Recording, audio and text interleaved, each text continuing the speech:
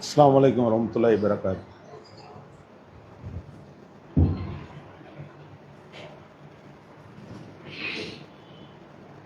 அல்லாஹு அக்பர் அல்லாஹு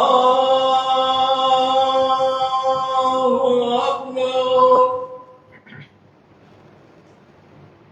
அல்லாஹு அக்பர் அல்லாஹு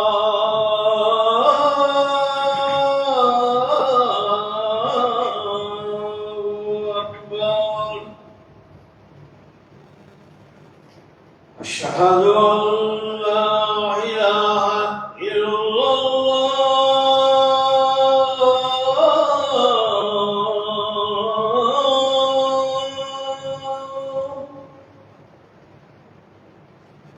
أشهد أن لا إله إلا الله.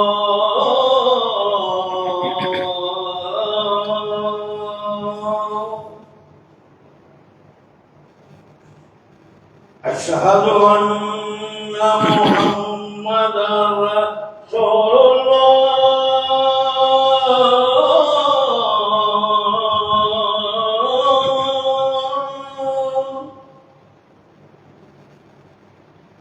أشهد أن محمدا رسول الله.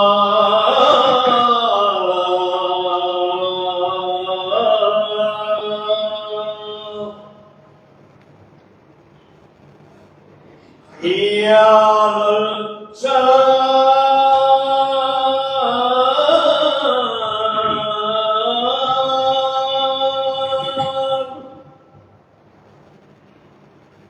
حي على الصلاة.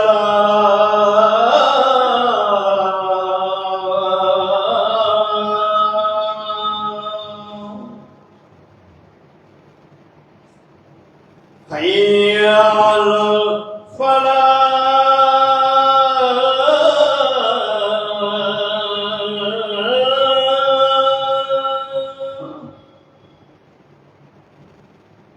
حي على الفلاح.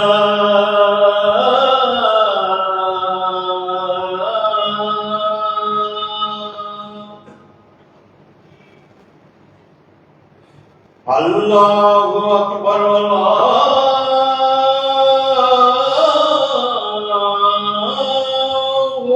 أكبر. لا إله إلا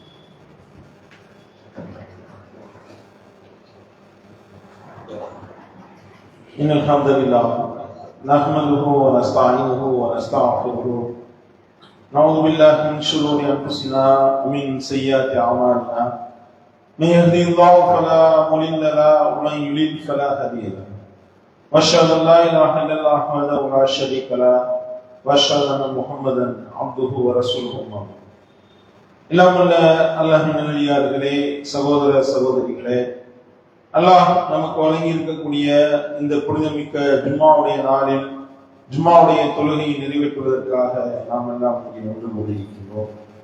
அல்லாஹ்வுடைய தூதரும் காட்டி தந்த அடிப்படையில் இந்த ஜும்மாவை நிறைவேற்றுவதற்கு அருள் புரிந்த எல்லாம் வல்ல ஏக இறைவனுக்கே புகழ் அளிக்கும் என்று வல்ல இறைவனை போற்றி புகழ்ந்தவனாக என்னுடைய இந்த உரையை ஆரம்பம் செய்கிறேன். வல்ல இறைவன் தன்னுடைய திருமறையிலே யாரையெல்லாம் நான் நேசிக்கின்றேன் என்று இறைவனுடைய நேசத்தை பெறுபவர்களுடைய பண்புகளை அல்லாஹ் சொல்லி காட்டுகின்றான். அப்படி அல்லாஹ் தெளிவுபடுத்தக்கூடிய ஒரு வசனம், அஅலமு அன்னல்லாஹ மஅல் முத்தகீன், அறிந்து கொள்ளுங்கள் அல்லாஹ்வை யார் அஞ்சி நடக்கக்கூடியவர்களாக இருக்கின்றார்களோ அவர்களைத்தான் நான் நேசிக்கின்றேன் என்று அல்லாஹ் தெளிவுபடுத்துகின்றார். அல்லாஹ் நேசிப்பதெல்லாம் யார் என் அல்லாஹ்வை அஞ்சி நடக்கக்கூடியவர்களாக இருக்கின்றார்களோ அவர்களைத்தான் அல்லாஹ் விரும்புகிறான் என்று அல்லாஹ் முத்தாய்ப்பாக ஒரு செய்தியை சொல்லி காட்டுகின்றார்.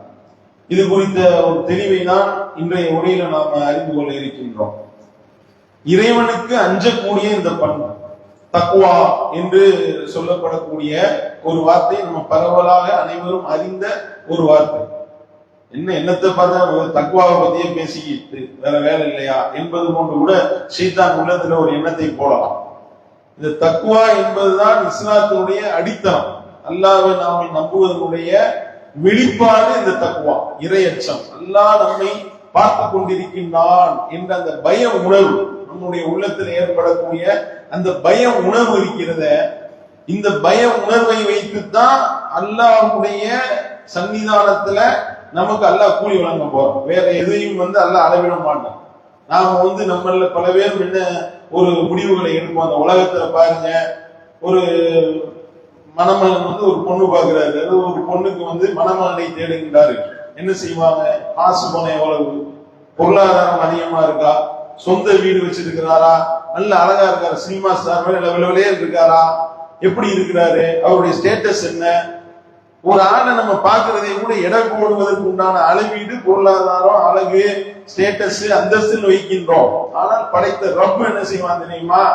இதெல்லாம் அவனுக்கு தேவையே கிடையாது. காசு பணம், அதே மாதிரி அழகு, என்ன கலரு, அதெல்லாம் அவனுக்கு மேட்டரே கிடையாது. படைத்த இறைவன் அளவிடக்கூடிய அளவீடு என்பது தக்வாவை வைத்துத்தான்.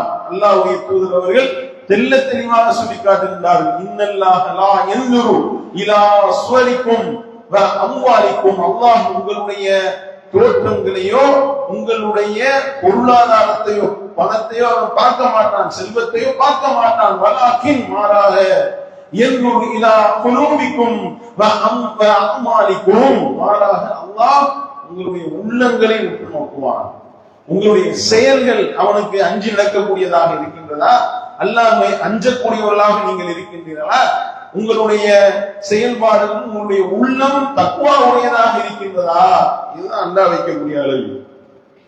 அல்லாஹ் வைக்கக்கூடிய அளவீடு என்பது மறுமையில இதை வைத்துத்தான் அளவீடு. அதனாலதான் ரசூல் ஸல்லல்லாஹு அலைஹி வஸல்லம் அவர்கள் சொர்க்கத்தில் எட்டி பார்த்தாங்களாம். மஹராஜுக்கு அழைச்சிட்டு போனப்ப பார்த்தா ஏழைகளா இருந்தாங்க. நிறைய ஏழைகள் நிறைய இருந்தார்கள். காசு பணம் உள்ளவருக்கு தான் ஸ்டேட்டஸ் கூடனா, பொருளாதாரம் வைத்திருக்கக்கூடிய பணக்காரர்கள் அல்லவா அதிகமா நிறைந்திருக்க வேண்டும். ஏழைகள் ஏன் உள்ள கிடக்காங்க? ஏழைகள் எப்படி சொர்க்கத்துக்குள்ள அதிகமா நுழைந்தாங்கன்னா, அல்லாமே அஞ்சு நடக்கக்கூடியவர்களா. பொருளாதாரம் மேட்டர் இல்ல, அல்லாஹ் அதெல்லாம் கணக்கில் எடுக்கவே மாட்டான் என்பதற்குண்டான ஒரு அத்தாட்சி. இறையச்சம் இருக்கின்றதா? இன்ன அக்ரமக்கும் இந்தல்லாஹி அத்காக்கும். உங்களில் அல்லாஹ்விடத்துல சிறந்தவர் யார் தெரியுமா? அல்லாஹ் தெளிவுபடுத்துகின்றான். யாரு அவனை அஞ்சி நடக்கக்கூடியவர்களாக இருக்கின்றார்களோ அவர்கள் தான் அல்லாஹ்விடத்துல கண்ணியம் வாய்ந்தவர்கள், சிறந்தவர்கள் என்று அல்லாஹ் சொல்லி காட்டுகின்றான் என்றால், அதனாலதான் பாருங்க, பிலால் ரலியல்லாஹு அவர்களை பற்றிய வர்ணனை எப்படி இருக்கும்? கண்ணங்கரே இருப்பான், உதடு ரெண்டு பெருத்து இருக்கும், சுருள் முடியா இருக்கும். தோட்டத்துல நம்ம கற்பனை பண்ணி பார்த்தாலே ரொம்ப ஒரு கோரமான முகமாக நம்ம நினைப்போம். ஒரு அழகா அப்படியே ஒரு ஹிந்தி பட சினிமா ஆக்டர் நிப்பாட்டிட்டு இந்த இடத்துல பிலால் ரலியல்லாஹு கற்பனை பண்ணி ரொம்ப அருவருக்கத்தக்க முறையில நம்ம கற்பனை பண்ணுவோம். அப்படிப்பட்ட பிலால் ரலியல்லாஹு அவர்களுடைய செருப்போசையை சொர்க்கத்தில் கேட்டதாக அல்லாஹ்வுடைய தூதர் சொல்றாங்க. எதுக்கு? ஆனா அதே நேரத்துல அந்த குறைஷி குலத்தை சேர்ந்தவர்கள் எல்லாம் அப்படியே வெள்ள வெள்ளையே இருப்பாங்க. தோல் அவ்வளவு வெள்ள, அவ்வளவு செக்கச்சவே இருப்பாங்க. அதுல உள்ள அபூலஹபும் அபூஜஹலும் நரகவாசி. அல்லாஹ்வுடைய தூதர் அவர்கள் சொன்னார், அழகா முக்கியம், தோற்றம் முக்கியமா? அவனுடைய அந்த ஸ்ட்ரெச்சரை வச்சு எல்லாம் முடிவெடுக்க போறானா? கிடையாது. தக்வா, நீ இறைவனை அஞ்சி நடந்தீங்கன்னா இறைவனிடத்துல நீங்கள் சிறப்புக்குரியவர்கள். இததான் இஸ்லாம் அளவீடாக சொல்லி காட்டுகின்றது. அப்ப நாம எந்த அளவிற்கு இறைவனை அஞ்சி நடக்கக்கூடியவர்களாக இருக்கின்றோமோ அந்த அளவிற்கு அல்லாஹ்வை நெருங்கக்கூடியவர்களாக, அல்லாஹ்விடத்தில் கண்ணியம் பெற்றவர்களாக, சோனத்தில் உயர்ந்த தரஜாக்களை பெறக்கூடியவர்களாக நாம் மாறிவிடுவோம். நம்ம என்ன நினைக்கிறோம் அப்படின்னா, ஒரு சின்ன சின்ன விஷயங்கள்ல கூட இதெல்லாம் என்னத்தை போட்டுக்குது, இதுக்கு ஏன் இதுலயே அல்லாஹ்வை பயப்படணும் என்பது போன்ற எண்ண ஓட்டம் நம்மில் பலர்ல இருக்கு. இந்த உரை என்பது எதற்காக நம்ம இந்த விஷயத்த இங்க உரையாக சொல்கின்றோம்? சொல்ல போற செய்தி என்ன அப்படின்னா, சின்ன சின்ன விஷயத்திலையும் கூட அல்லாஹ்வை பயன்படுறாங்க. நம்ம நினைப்போம் செல்போன் எடுத்து ஓபன் பண்றோம், டக்குன்னு ஒரு ஆபாச காட்சி வராம இருக்காது, வருது. சரி இதெல்லாம் ஓகே பண்ணி உள்ள நோக்கி பார்த்தா என்ன, ஷைத்தான் உள்ளத்துல போடுறானா? அந்த விஷயத்திலையும் கூட என்னுடைய இறைவன் என்னை பார்த்து கொண்டிருக்கின்றான் என்ற அந்த பய உணர்வு நம்முடைய உள்ளத்தில் வறுமையானால் அல்லாஹ்வுக்கு நேசத்திற்குரியவனாக நம்ம மாறிவிடும். அல்லாஹ்வுடைய நேசத்தை பெறக்கூடியதற்கான ஒரு வாய்ப்பு.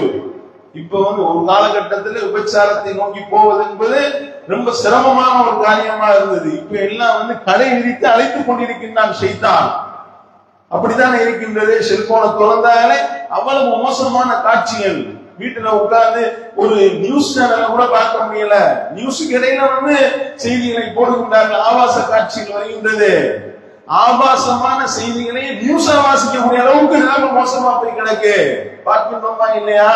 ஆனா நம்ம என்ன நினைக்கிறோம், இதெல்லாம் சும்மா சின்ன சின்ன விஷயம், இதெல்லாம் என்ன, இதெல்லாம் பார்த்துக்கிட்டு நம்ம குடும்பத்தோட உட்கார்ந்த காட்சியெல்லாம் பார்த்தா என்ன தப்பு என்பது போன்ற ஒரு மோசமான ஒரு எண்ண ஓட்டத்தை ஷைத்தான் நம்முடைய உள்ளத்தில் விதைத்து விட்டான். அப்ப நம்ம என்ன செய்யணும், அதுலயும் கூட அந்த தவறான காட்சியிலிருந்து நம்மை தற்காத்துக் கொள்ள வேண்டும் என்றால் அது போன்ற அந்த காட்சிகளுக்கு மேலேயே ஒரு இன்ட்டு ஒன்று இருக்கும். அந்த இன்ட்டை தட்டி விட்டோம் அப்படின்னா அதுலயே சொல்லும், இனிமே இந்த மாதிரியான வீடியோக்கள்லாம் உனக்கு வராது, பரவாயில்லையான்னு கேட்கணும். அமுக்குனத அதுதான் இறைச்சத்தினுடைய வெளிப்பாடுன்றது. இது அதிகமா இந்த மாதிரியான காட்சிகள் எல்லாம் நிறைய பார்க்க விரும்புறீங்களான்னு கீழே வர கேள்வி கேட்கிறாங்க. அது ஓகே கொடுத்தோம்னா திறந்தா பலா முஸ்லிம் தான் ஓட்டு. அப்ப என்ன ஷைத்தான் கூப்பிடுறானா, வா வான்னு கூப்பிடுறான், நரகத்தை நோக்கி வா, உனக்கு இந்த மாதிரியான காட்சிகள் எல்லாம் நிறைய காட்டுறேன் வா அப்படின்றான். அந்த நேரத்துல செல்போனை நம்ம ஓபன் பண்ணும் பொழுது இது போன்ற காட்சிகள் உங்க கண்ணில் தட்டுப்படுமே, ஆனால் அதை தட்டி விட்டு அதை க்ளோஸ் பண்ணுங்க அப்படின்னா, க்ளோஸ் பண்ணிட்டோம் அப்படின்னா இறைவன் என்னை பார்த்துக் கொண்டிருக்கின்றார் என்ற அந்த பய உணர்வு என்னுடைய உள்ளத்தில் இருக்கின்ற அர்த்தம். அல்லாஹ் இதை கண்டு மகிழ்ச்சி சொல்கிறான். இது நம்ம விளங்கும். இதுதான் சின்ன விஷயம், தள்ளி விட்டுட்டு போறோம், அதுதான் பிரச்சனைக்குரியது. ஏன்னா அந்த கெட்ட எண்ணங்கள்லாம் அப்படியே செயல்பாடாக அது விபச்சாரத்தின் அளவு கொண்டு போய் நம்மளை சேர்க்கிறதுக்கு காரணம் என்ன? தக்குவா இல்லாத காரணம். சொல்லி காட்டுறாங்க ஒரு செய்தி. இந்த ஒரு செய்தியை நீங்க படிச்சாலே, இதை விளங்கினாலே அல்லாஹ் நம்மை இறையச்சத்தின் காரணமாக எந்த அளவுக்கு நேசிக்கின்றான் என்பதற்குண்டான ஒரு அற்புதமான ஒரு செய்தி. ரசூல் ஸல்லல்லாஹு அலைஹி வஸல்லம் சொல்லி தராங்க. அபூதாவுத் இடம்பெறக்கூடிய ஒரு செய்தியை பார்க்கின்றோம். ஒரு ஆடு மேய்க்கக்கூடிய ஆட்டிடையர். ஆடு மேய்க்கிறவன நம்ம எந்த லெவல்ல வச்சிருப்போம்? ஆடு மேய்க்கிறவன் அப்படின்னு நம்ம நினைப்போம். அதனால ரசூல் ஸல்லல்லாஹு அலைஹி வஸல்லம் ஆடு மேய்க்கிறவன உதாரணமா சொல்றாங்க. ஆடு மேய்க்கக்கூடிய ஒருத்தன் என்ன செய்யறான்னா, தன்னுடைய ஆடுகளை அப்படியே பத்திக்கிட்டு மேய்ச்சிக்கிட்டு அப்படியே மலை உச்சிக்கு அவன் போறான். மலை உச்சிக்கு போனா அந்த நேரத்துல தொழுகையினுடைய நேரம் வந்து விட்டது. இப்ப அந்த ஆடு மேய்க்கக்கூடியவன் பார்த்தான், ஆகா தொழுகை நேரம் வந்துருச்சு அப்படின்ட்டு அவனா பாங்கு சொல்றான், அவனா இக்காமத் சொல்றான்.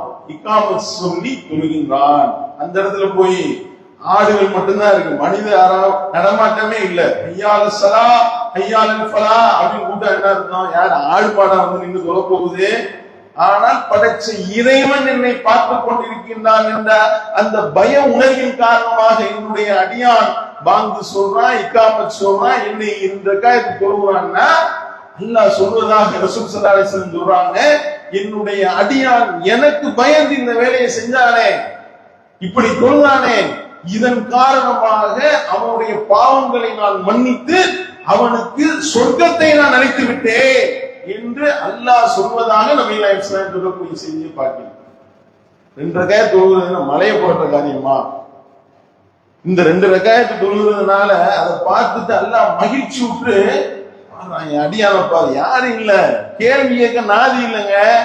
யாரும் கேள்வி கேட்க மாட்டான். அவன் தொழுகாம சுத்திக்கிட்டு இருந்தாலும் ஆடு மாடோட கிடந்தாலும் எவனும் எந்த கேள்வியும் கேட்க போறதில்லை. ஆனால் என்னுடைய அடியான் எனக்கு பயந்து இந்த வேலையை செஞ்சதுனால இவனுடைய பாவத்தை மன்னித்து இவனுக்கு நான் சொர்க்கத்தை வழங்குகிறேன் என்று அல்லாஹ் சொல்வதாக இருந்தா, அல்லாஹ் எதை விரும்புறான்னு தெரியுதா? நம்ம உள்ளத்துல அந்த பய உணர்வு, அல்லாஹ் நம்மை பார்த்து கொண்டிருக்கின்றான் என்ற அந்த பய உணர்வு நம்முடைய உள்ளத்தில் வந்து விடுமையானால் அது சின்னதோ பெருசோ அல்லாஹ் அதை நேசிக்கிறாங்க. அவன் விரும்பக்கூடியவனாக அதைத்தான் அல்லாஹ் நம்மள்ட்ட எதிர்பார்க்கிறான். பாருங்க, நோன்பு நோன்பு என்பது எவ்வளவு பெரிய ஒரு பாக்கியமாக அல்லாஹ் சொல்லி காட்டுறான்.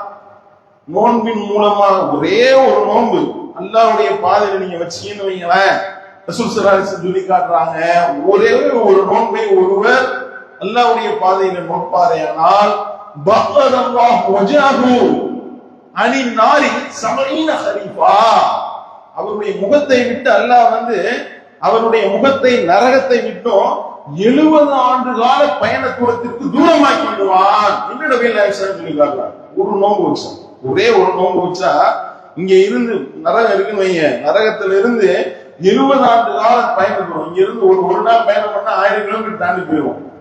10 நாள், ஒரு வருஷம் பிரயாணம் பண்ணா எத்தனை, பல கோடான கோடி கணக்கான கிலோமீட்டர் தூரத்துக்கு நரகத்தை விட்டு நம்முடைய முகத்தை எல்லாம் காப்பாற்றுறாங்க ஒரு நோன்பு.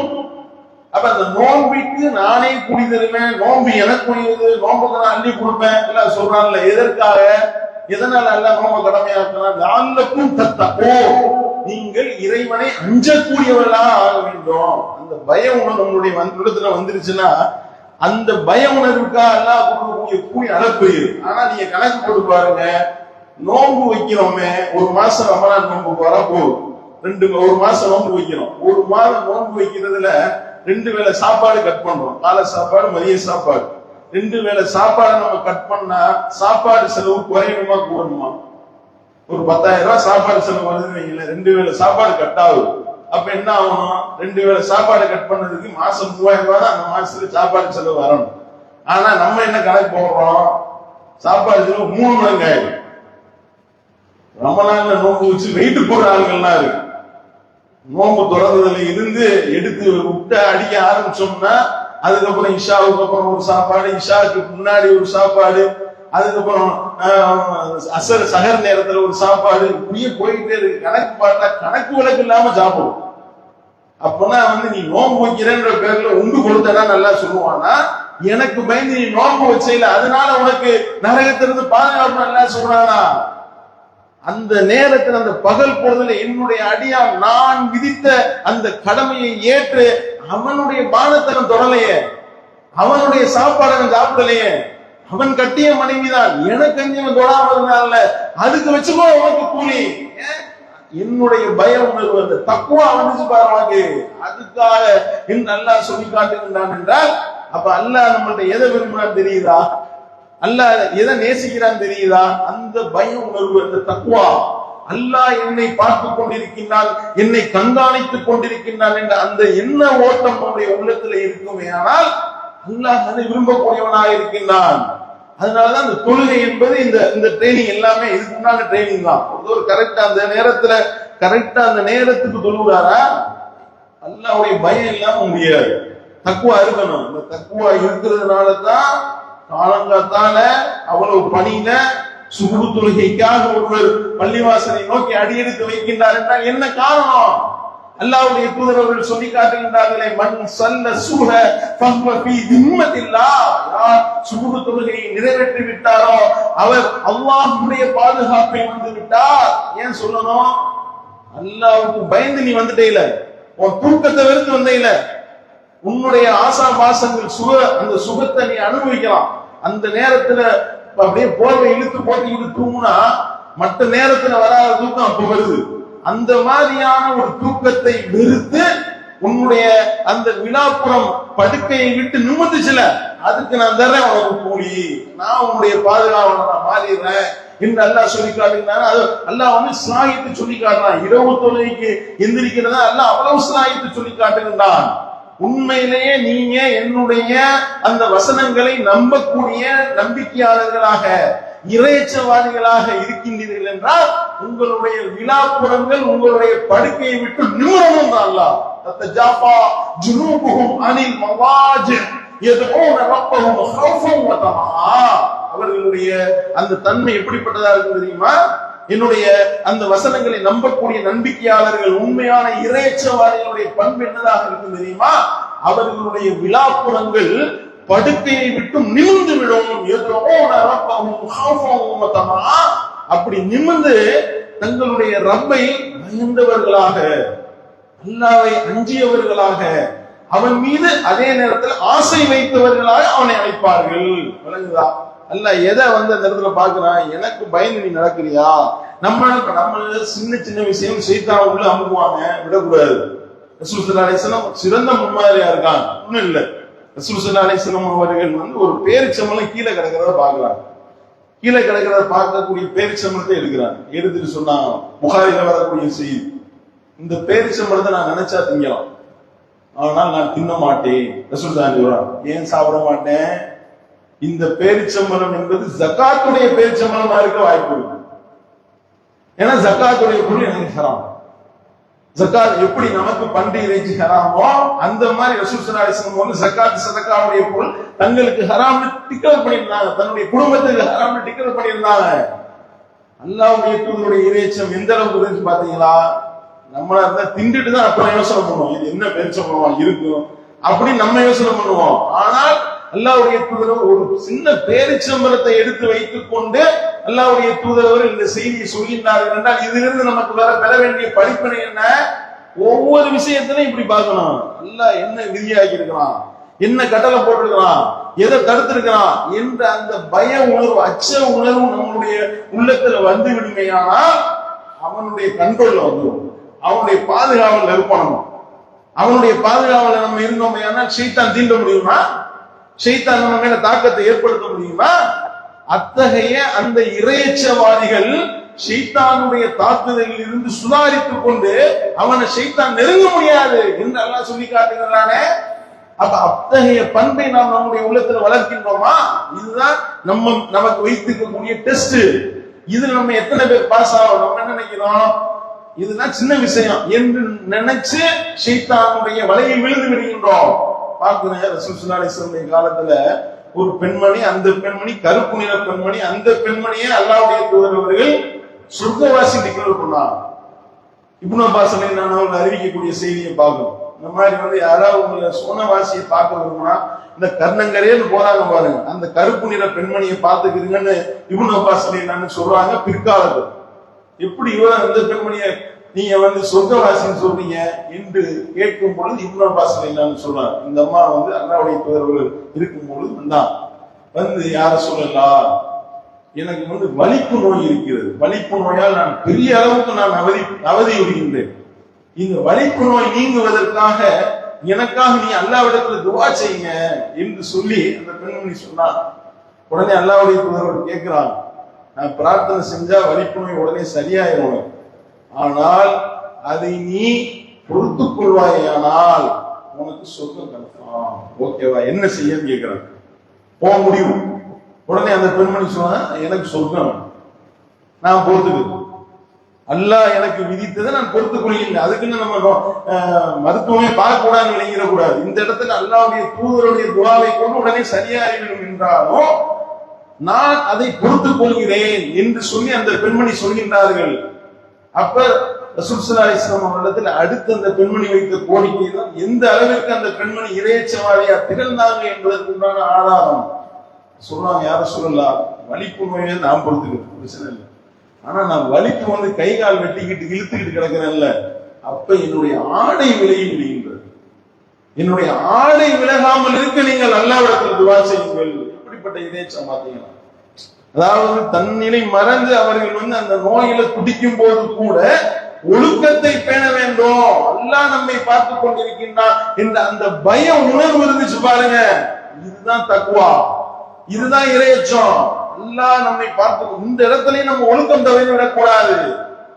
அல்லாஹ்விடத்துல நம்ம ஒழுக்கத்தோடு அந்த அல்லாஹ் நமக்கு இட்ட கட்டளையை நம்ம சரியான முறையில் நிறைவேற்ற வேண்டும் என்ற அந்த பய உணர்வு அவர்களை என்ன மாதிரி சொல்ல வைக்குது? யார சொல்லலாம், அல்லாஹ்ட்ட இப்படி நீங்க கேளுங்க, என்னுடைய ஆடை விலகாமல் இருக்க நீங்கள் துஆ செய்யுங்கள் என்று சொல்கின்றார்கள் என்றால், அப்ப அவங்க சொர்க்கத்துக்கு தகுதியானவங்க தானே. அப்ப அல்லாஹ்வுடைய தூதர்கள் சொன்னது சரியா போச்சுல.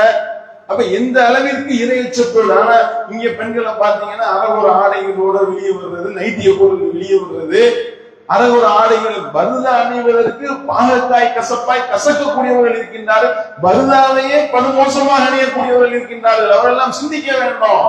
பார்த்தோங்க, அந்த ஜெர்மன் துருக்கியில நடந்த அந்த இதுல பார்த்தோமா இல்லையா, அதாவது இடிபாடுகளுக்கு மத்தியில கிடக்குறாங்க, உள்ள வந்து போய் வந்து ராணுவ வீரர்கள் வந்து உள்ள ஒவ்வொரு ஆளையா தூக்கிட்டு வர்றாங்க, இடிஞ்சு கிடக்கு.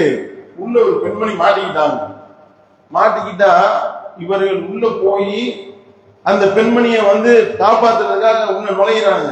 உள்ள இருந்து சத்தம் வருது, நான் வந்து தலையில ஸ்கார்ப் இல்லாம இருக்கேன், எனக்கு ஒரு ஸ்கார்ப் எடுத்து கொடுங்க. அந்த பெண்மணி சொல்றாங்க, வீடியோ எடுத்து வெளியிட்டு பாருங்க, உள்ள நான் வந்து ஸ்கார்ப் இல்லாம இருக்கேன், எனக்கு ஸ்கார்ப் கொடுங்க. அந்த ஸ்கார்ப் எடுக்கிற நேரத்துல அப்படியே வந்து அந்த பில்டிங் உட்கார்ந்து மோத்து. ஆனால் அந்த பெண்மணிக்கு உள்ள இருந்து ஸ்கார்ப்பை வெளியே தூக்கி வீசுறாங்க. வெளியே இருந்து அந்த அம்மா ஸ்கார்ப் அணிஞ்சுக்கிட்டு தான் வெளியே வர்றாங்க. இதுதான் இறையச்சம். எந்த ஒரு செயலை நீங்க செஞ்சாலும் அல்லாஹ் நம்மை பார்த்து கொண்டிருக்கின்றான். இந்த தன்மை நம்முடைய உள்ளத்துல வந்துருச்சுன்னு வைங்க, பெரும்பாலத்துல விழுவோமா? அல்லாஹ் தடுத்த மாபெரும் அநியாயம் என்று சொன்ன அத்தகைய அந்த பெரும் பாவங்கள்ல ஒரு இறை நம்பிக்கையால் விழுவானா? யோசனை பண்ணி பாருங்க. ஒவ்வொரு விஷயத்திலையும் தக்குவாவுக்கு நெருக்கமான முடிவுகளை நாம் எடுக்க வேண்டும். இறையச்சத்திற்கு உகந்த முடிவுகளை நீங்க எடுத்து பாருங்க, அல்லாஹ்வுடைய நேசம் உங்களுக்கு கிடைக்கும். ரசூல் ஸல்லல்லாஹு அலைஹி வஸல்லம் அவர்கள் முன்னால் வாழ்ந்த ஒரு 2 பேர் நல்லடியார்களுடைய செய்தியை சொல்லித்தராங்க. புகாரில இருக்கக்கூடிய செய்தியை நம்ம பார்க்கின்றோம். அதாவது ஒருத்தர் வந்து ஒரு நிலத்தை இன்னொருத்தர் விற்கிறார். வித்தா அவர் நிலத்தை விலை கொடுத்து வாங்கிட்டாரு. நிலத்தை தோண்டி பார்த்து உள்ள வந்து புதையும், தங்க புதையும். நம்மளா இருந்தா வாங்கணும், அல்ஹம்துலில்லாஹ். ஆனா அவர் என்ன செய்யறாரு, அந்த புதையத்துக்கு போய் வித்தார்ட்டையும் கொடுத்து, இங்க பாருங்க, உங்கள்கிட்ட நான் வந்து நிலத்தை தான் வாங்கினேன், புதையலை வாங்கல. இந்த மாதிரி தங்க புதையல் உள்ள வந்து கிடைச்சிருக்கு, இது ஏன் புதையல் கிடையாது, உங்களுக்குரியது வச்சுக்குதுங்க. ஏன்னா இதை நான் எடுத்தேன்னா அல்லாட்ட நான் பாவத்தாளி ஆயிருவேன் அப்படின்னு சொல்லி இறையச்சத்தின் வெளிப்பாடாக அவர் கொண்டு போய் அதை கொடுக்குறாரு. நிலத்தை வித்தவர் என்ன சொன்னாரு தெரியுமா? இங்க பாருங்க, இது எனக்குரியது கிடையாது, உங்களுக்கு நான் நிலத்தை வித்துட்டேன், நிலத்திலேயே புதையலும் சேர்ந்து போயிருச்சு, இது என் பொருள் கிடையாது, இதை போய் நான் இப்ப வாங்கினேன்னா நான் மாட்டிக்கிறேன் அல்லாட்டு, இது எனக்குரியது கிடையாது, இந்த நீங்க வச்சுருங்க. 2 பேருக்கு தகராறு கொடுத்து ஒரு 100 ரூபா நோட்டு கீழே கிடந்துச்சுன்னு வைங்களேன். யாருங்க 100 ரூபா நோட்டு அப்படின்னா எல்லாரும் பாக்கெட் நம்ம தான் இருக்குமோ, பல பேர் நம்ம தான் எடுத்து போட்டிருப்போம் என்ற எண்ணம்னா நம்மளுடைய உள்ளத்துல வரும், சைத்தான் போடுவான். ஆனா 2 பேருக்கு மத்தியில தகராறு வருது. இதை தீர்வு கேட்பதற்காக இன்னொருத்தவர்கிட்ட போய் தீர்ப்புக்கு போறாங்க. போன அவர் பாக்குறாரு, நான் பெரிய பஞ்சாயத்தா இருக்கு, 2 பேரும் எனக்கு வேணான்னு சண்டை போடுறாங்க. உடனே இங்க உனக்கு வந்து குழந்தை பையன் இருக்கிறான், உனக்கு எனக்கு ஒரு பொண்ணு இருக்கு, 2 பேருக்கு திருமணம் முடிச்சு வைக்கும், 2 பேரும் இது நான் தீர்ப்பா சொன்னேன்னு சொல்லி, அவ இப்படி இரையச்சம் உள்ள ஒரு குடும்பத்துல ஒரு ஆண் இருந்தா அந்த பையனை எப்படி அவர் உருவாக்கி இருப்பாரு, இப்படி ஒரு பெண் இருந்தா அவங்க எப்படி 2 பேரும் ஜம்மதி ஆயிட்டாங்க. ரசூல் ஸல்லல்லாஹு அலைஹி வஸல்லம் சொல்லக்கூடிய செய்தி புகாரில பார்க்கின்றோம். அப்ப இதுல இருந்து என்ன தெரியுது நமக்கு? இறைவனுக்கு அஞ்சக்கூடிய வகையில நீங்க முடிவுகளை எடுப்பீர்களானால் இறைவனுடைய உதவி வரும், இறைவனுடைய பாதுகாவல் கிடைக்கும், அல்லாஹ்வுடைய நேசத்துக்குரியவனாக நம்ம மாறிவிடுவோம். அப்படி நம்ம முடிவுகளை எடுக்கின்றோமா? நம்ம என்ன நினைக்கிறோம், இதெல்லாம் பிரச்சனை இல்லை, இதெல்லாம் அல்லாஹ்வை நம்ம பேசிக்கிறோம் அப்படின்னு சொல்லி ஷைத்தானுடைய வலையில நம்ம வீழ்ந்து விடுகின்றோம். அல்லாஹ் நம்மை பாதுகாக்க வேண்டும். அப்படி அல்லாஹ்க்கு பயந்து நீங்கள் முடிவுகளை எடுப்பீர்கள் என்றால் அல்லாஹ் தன்னுடைய திருமணத்தை சொல்லி காட்டுகின்றான், وَمَنْ يَتَّقِ اللَّهَ يَجْعَلْ لَهُ مَخْرَجًا وَيَرْزُقْهُ مِنْ حَيْثُ لَا يَحْتَسِبُ وَمَنْ يَتَوَكَّلْ عَلَى اللَّهِ فَهُوَ حَسْبُهُ. யார் அல்லாஹ்வை அஞ்சி நடக்கக்கூடியவர்களாக இருக்கின்றார்களோ அவர்களுக்கு அழகான போக்கிடத்தை அவன் ஏற்படுத்தி தருவான். இப்படிப்பட்ட ஒரு வாக்குறுதி.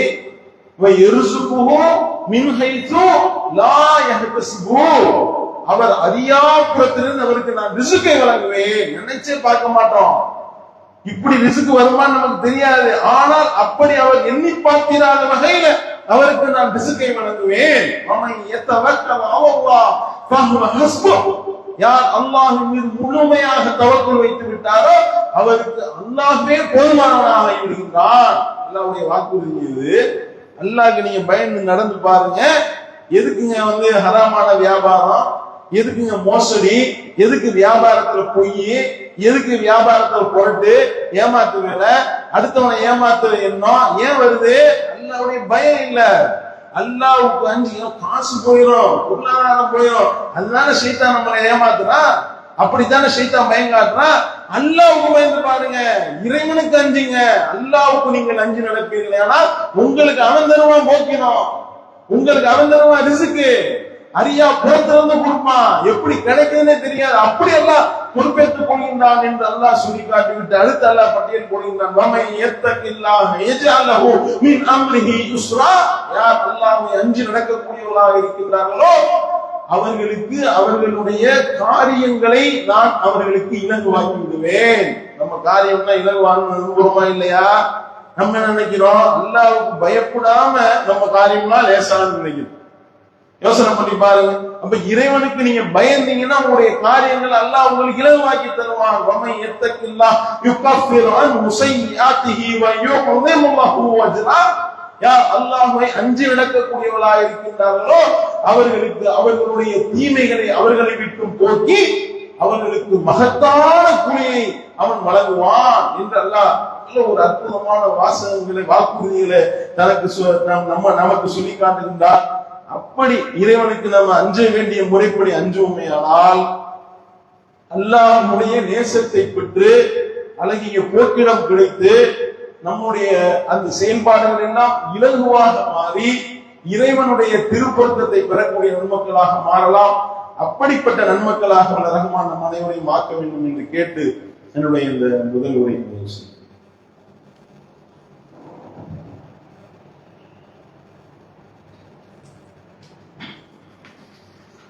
அல்ஹம்துலில்லாஹ். அன்புக்குரிய சகோதரர்களே, அல்லாஹ்வுடைய அச்சத்தை நம்முடைய உள்ளத்தில் வரவழைக்கும் பொழுது அல்லாஹ் இட்ட கட்டளைகளை நாம இறைவன் சொல்லிவிட்டான் என்ற காரணத்திற்காக அது நம்முடைய மனதிற்கு வெறுப்பாக இருந்தாலும் கூட செய்ய வேண்டிய ஒரு நிலைக்கு நம்ம தயாராகிவிடுவோம். ஏன்னா அல்லாஹ் இட்ட கட்டளைகள் எல்லாமே நம்முடைய உள்ளத்தை இந்த மன இச்சை மன ஆசோபாசங்களுக்கு எதிரானதாக தான் இருக்கு. அப்ப அந்த மாதிரியான செய்தியை நம்ம செய்யும் பொழுது என்ன ஆகும் அப்படின்னா, ஷைத்தான் இதெல்லாம் செய்யாத, என்ன ஆகும் தெரியுமா, இதெல்லாம் செஞ்சீங்கன்னா என்ன ஆகும் தெரியுமா என்று சொல்லி ஷைத்தான் பயங்காட்டுறான். ஆனால் இறைவனுடைய பயத்தின் காரணமாக நம்ம அதை செய்யும் பொழுது அல்லாஹ்வுடைய உதவியும் பாதுகாப்பும் அரவணைப்பும் அவருடைய நேசமும் நமக்கு கிடைக்கும் என்பதற்கு ஒரு சம்பவம் பார்த்தோம்னா, மூசா அலைஹிஸ்ஸலாம் அவர்களுடைய தாயாருடைய சம்பவத்தை அல்லாஹ் சொல்லி காட்டுறார். மூசா அலைஹிஸ்ஸலாம் அவர்கள் குழந்தையா பிறந்த உடனேயுமே ஃபிரௌன் என்ன செய்யலாம், எல்லா ஆண் குழந்தைகளையும் கொலை செய்து கொண்டிருக்கின்றான். அப்படிப்பட்ட ஒரு நிலைமை. அப்ப இந்த குழந்தையும் கொல்ல போறான்னு பயம் விட்டது அவனுடைய மூசா அலைஹிஸ்ஸலாமுடைய தாயார். அல்லாஹ் என்ன செஞ்சா, உன் பிள்ளைய நான் காப்பாத்துவேன், அதுக்கு நீ என்ன செய்யணும் தெரியுமா, உன் பிள்ளைய ஒரு பெட்டியில வச்சு கடல்ல தூக்கி போடுனான். பெத்த தாய் எந்த குழந்தையாவது எந்த தாயாவது தான் பெத்த பிள்ளைய கடல்ல தூக்கி போட மனசு வருமா? யோசனை பண்ணி பாரு. எந்த தாய்ங்க விரும்புவாங்க? ஆனா அல்லாஹ் சொல்றான், நீ தூக்கி போடுங்க. அந்த அம்மாவும் போட்டாங்க. அதாவது குழந்தைய வீட்டுல வச்சிருந்தாலாவது ஃபிரௌன் பிடிக்கிற வரைக்கும் உசுரோட இருக்கும். பெட்டியில வச்சு தூக்கி போட்டா பெட்டி கவுண்டா முடிஞ்சு போச்சு, அல்லது பெட்டி முங்குனா முடிஞ்சு போச்சு. ஆனால் அல்லாஹ்வுடைய அச்சம், அல்லாஹ்வுடைய பயம், அல்லாஹ் நமக்கு கட்டளையிட்டு விட்டான், அந்த கட்டளையை நாம் நிறைவேற்றியாக வேண்டும். அப்படி இறைவனுடைய கட்டளையை ஏற்று நான் செய்வேனே ஆனால் இறைவன் என்னை கைவிட மாட்டான். இந்த உணர்வு நம்முடைய உள்ளத்தில், இதுதான் தக்குவா. இந்த எண்ணம் வரணும். அப்படி அந்த எண்ணத்தினுடைய உறுதிப்பாடு தூக்கி போட்டாங்களா இல்லையா கடல்ல? அல்லாஹ் என்ன செஞ்சா, அல்லாஹ் சூழ்ச்சியாளனுக்கெல்லாம் சூழ்ச்சியாளன். எந்த ஃபிரௌன் கொல்லணும்னு நினைச்சானோ அந்த ஃபிரௌன் அவனுடைய மனைவி கண்ல அது விடுது. இந்த குழந்தையை நம்மளே எடுத்து வளர்ப்போமே, நமக்கு கண்குளிர்ச்சியா இருக்கும் என்று சொல்லி அந்த குழந்தையை எடுத்து வளர்க்க முற்படுகின்றார்கள். இப்ப பால் குடி பருவத்தில் இருக்க, பால் கொடுக்க ஆள் வேணுமே, பால் ஊட்ட ஆள் வேணுமே, யாரா ஒரு ஆளை கூட்டிட்டு வாங்க அப்படின்னா மூசா அலைஹிஸ்ஸலாமுடைய தாயாரே வந்துட்டாங்க அரண்மனை. அல்லாஹ் எப்படி பாதுகாத்தா, யார நீ கொல்லணும்னு முடிவெடுத்தியா அவரை உன்னுடைய அரண்மனையிலேயே வச்சு அல்லாஹ் வளர வச்சானா? இறைவனை அஞ்சி நடப்போமே ஆனால் இத்தகைய உணர்வுகளை நாமும் அனுபவிப்போம். இது ஏதோ மூசா நபிக்கு நடந்த சம்பவம், இதுக்கு நமக்கு சம்பந்தம் நினைச்சிட கூடாது. நீங்க எனக்கு பயந்து ஒவ்வொரு விஷயத்திலையும் இந்த மாதிரி முடிவெடுங்க. எந்த ஒரு செய்தியா இருந்தாலும் எந்த ஒரு விஷயமா இருந்தாலும் எனக்கு அஞ்சி முடிவெடுங்க. அப்படி நீங்கள் முடிவுகளை எடுப்பீர்களே ஆனால் நான் உங்களை பாதுகாப்பேன், நான் உங்களை கைவிட மாட்டேன், என்னுடைய உதவி உங்களுக்கு அருகில் இருக்கு, என்னுடைய நேசத்தை பெற்றவர்களால் நீங்க மாறி விடலாம் என்பதற்கு ஒரு அற்புதமான இந்த வரலாறு தான் இந்த ஒரு சம்பவம். இதிலிருந்து நம்ம படிப்பினை பெற்று அல்லாஹ் அஞ்சக்கூடியவர்களாக நம்ம மாறுவோம் என்பதை சொல்லி இறுதியாக ஒரே ஒரு அறிவிப்பு. அல்லாஹ்வுடைய அருளை கொண்டு பாலவாக்கத்துல தமிழ்நாடு தௌஹீத் ஜமாத்துடைய வருகை சமீபதற்காக பொருளாதாரத்தை வேண்டி வந்திருக்கின்றனர். அடுத்த வாரம் வர்றான். இந்த வாரமே நம்ம அறிவிப்பு பண்ணி அந்த பள்ளிவாசலுக்காக நம்ம பொருளாதாரத்தை செலவிடுவதற்கும் அல்லாஹ்வுடைய ஆலயம் அங்கே எழுப்பப்படுவதற்கும் நம்ம உதவி செய்ய வேண்டும் என்ற அடிப்படையில இந்த அறிவிப்பை நம்ம செய்யலாம். அடுத்த வாரம் வரும்பொழுது அந்த பள்ளிவாசல் வேலைக்காக நீங்க உங்களுடைய பொருளாதாரத்தை செலவிடுங்க என்பதை சொல்லி நிறைவு செய்கின்றோம். வாயுதவான அல்ஹம்துலில்லாஹி ரப்பில் ஆலமீன். அஸ்ஸலாமு அலைக்கும் வரஹ்மத்துல்லாஹி